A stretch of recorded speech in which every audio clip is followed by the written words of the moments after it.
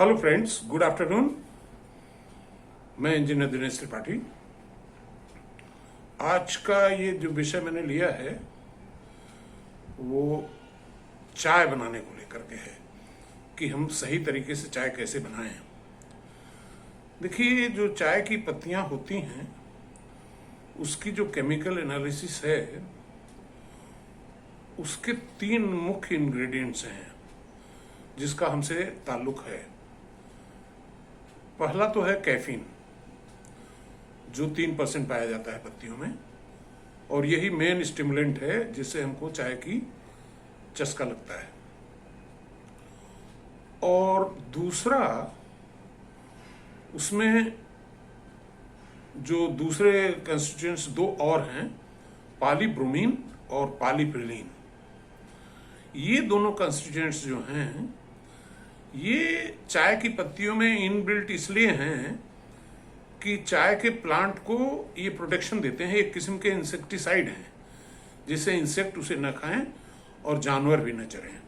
In fact हुआ ऐसा, जो स्टडी की गई तो देखा यह गया कि चाय की पत्तियों को हरी हरी होती हैं तो जंगली जानवर बहुत सारे चरने आ जाते थे, और लगातार चरते चरते फिर देखा गया कि उनका इंटेस्टाइन सिस्टम इतना कमजोर हो जाता है कि फिर अपने आप उस घास को, उस चाय को चरना बंद कर देते हैं, और जो बहुत लगातार चरते रहे उनकी डेथ भी हो जाती है। तो ये जो दूसरे 2 इंग्रेडिएंट्स हैं, पॉलीब्रोमीन्स एंड पॉलीफिलीन्स, ये थोड़ा डेंजरस हैं।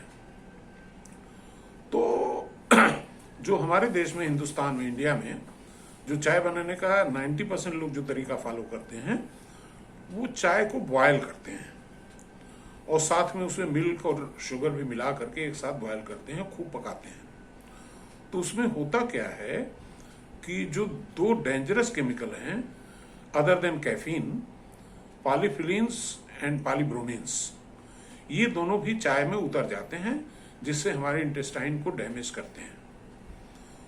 तो अब आइए हम समझें कि चाय को हम कैसे बनाएं कि ये डेंजरस वाले केमिकल उसमें हमारे चाय की जो चाय बनती है उसमें न उतरे। ये उसका तरीका ये है कि ज्यादातर लोग चाय को बॉयल करते हैं। एक्चुअली जो बॉयलिंग प्रोसेस होती है उसमें टेम्परेचर बढ़ता है, तो बॉयलिंग न करके पानी को आप बॉयल करें, उसके बाद पानी को उतार दें केटल से, और उसको जो पॉट होता है चाय का उसमें वो गर्म पानी डालें और फिर ऊपर से चाय की पत्तियां डाल दें as per your requirement and according to the quantity of water.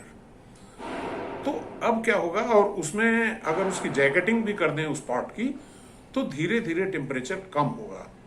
तो धीरे धीरे टेम्परेचर कम होकर के जो चाय की पत्ती का अर्क उसमें उतरेगा, that process is known as brewing.